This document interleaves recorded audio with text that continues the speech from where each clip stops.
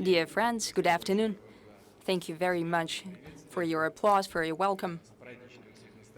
We all have this feast mood today because today the oldest and the largest bank of Russia, Sberbank, celebrates 175 years. This is a very impressive anniversary, even for a financial institution. I'm glad to congratulate the employees and the management of the bank with this impressive anniversary and to wish you every success in the future. You already have success, and I wish you that in the future. Being a leader in the Russian financial sector, Sberbank is not standing still. It constantly improves its competitive edge, closely follows current world trends, prioritizes non-stop, swift implementation of technological and managerial innovations. It introduces different recommendations to the government of the Russian Federation as well. It is only fair that the bank's birthday conference is dedicated to the new challenges of scientific and innovation development. Today, the world has truly accumulated a major technological potential. However, it is not yet fully realized. We see that the recognized major economic centers cannot achieve sustainable, fast growth. At the same time, the leading countries view the innovations as an integral, crucial element of the new stage of global development, and considering that, they're shaping their social and economic strategies. For Russia, it is important to pick up on the main trends of technological progress, to understand our weak and strong points in transition to the new generation economy. The main features of this economy are well known to all of us here, and the specialists here know that very well. They're extremely mobile and user-friendly goods and services deliveries. You can receive these services anywhere, anytime, very simply, in just one click, touching the screen of your phone or a tablet. Digital technologies influence all sides of social life. We are bearing witness to the new quality of long-standing spheres such as healthcare, pharmaceuticals, energy sphere, urban environment. Overall, the way of life of human beings is changing under the influence of digital technologies. Such global changes pave the way to an extraordinary increase in labor efficiency. We talk about that a lot during our meetings with business communities. We have unique opportunities to find new market niches and to reap real profit. On the other hand, this process also has serious inherent risks. First of all, for those countries who cannot jump on the technological bandwagon, and in that case, they can fall behind in the progress and therefore become outsiders in this competition race. Apart from that, new technologies can make traditional spheres less attractive, and changes in professional requirements, production automatization using new technologies without a necessary job retraining system in place can cause structural unemployment. It is all very clear, crystal clear. It happened since the English industrial revolution. We remember the consequences. We remember the new technological ways we remember the diggers who used to break the new equipment. We remember the new rules of production. The situation does not change. We cannot ignore cybersecurity threats. Network access systems, digitalization of social and personal life require reliable protection of citizen rights and the rights of the state. We need to comprehensively weigh the opportunities of technological progress and its potential risks to shape efficient technological development strategy in our countries.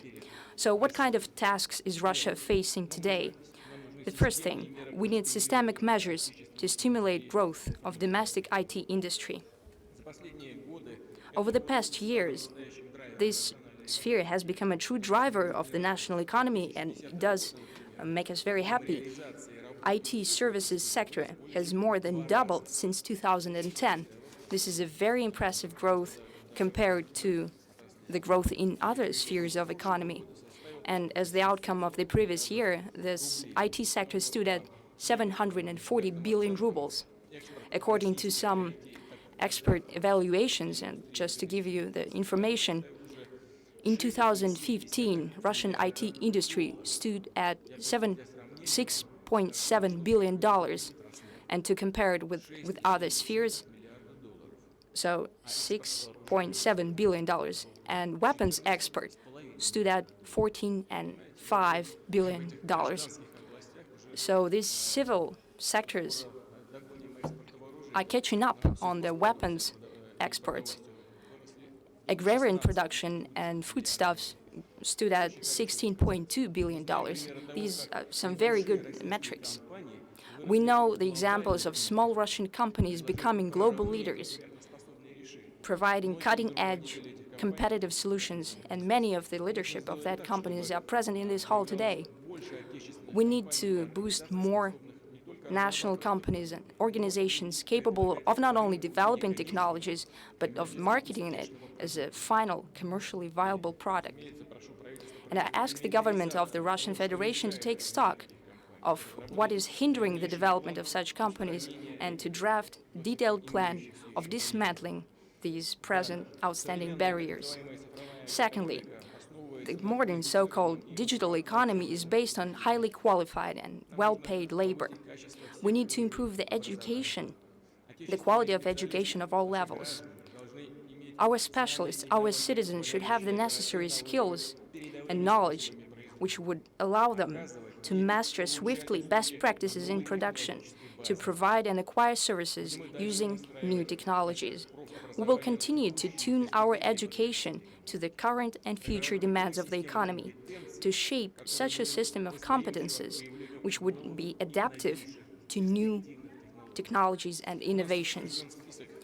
We have adopted a list of the 50 most promising and professions which are highest in demand. Of course, this is the prognosis for the future, and we need to create conducive environment for our youth to acquire the most efficient education in these professions at the level in line with the best world standards.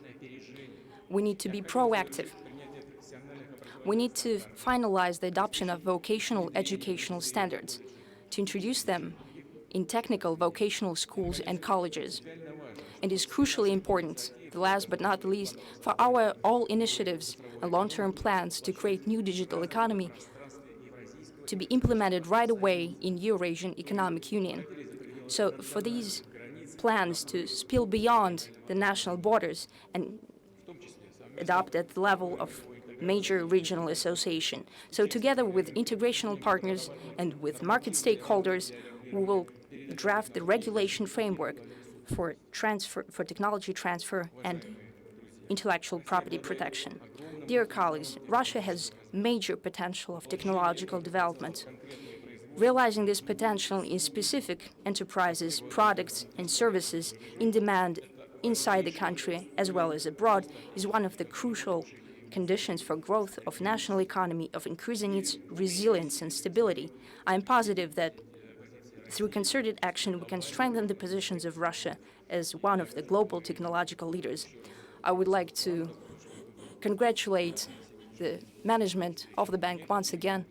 Thank you for choosing this topic. I would like to thank all bank partners, our foreign guests, for finding time to come here, to exchange experience, to talk, to discuss different ideas in this extremely important sphere. Thank you very much for your attention. I will have to leave now, and I wish you every success. Thank you very much.